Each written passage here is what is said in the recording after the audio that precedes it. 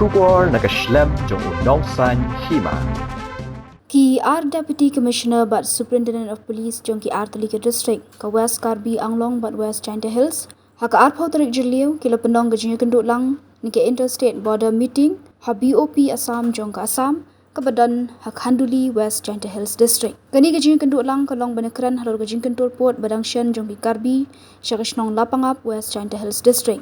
Hakani ka Jingkyntur baro arliang kila rai ban penne ka Shong Suk Shong San Bala rai ru ban penne ega Jingkyntur ni ka status ko haginu ki kam penroi bepentrei ki district badru ban etre lang ringkat ban penne ega Shong Suk Shong San hagi Shnong Khapwat Assam Meghalaya.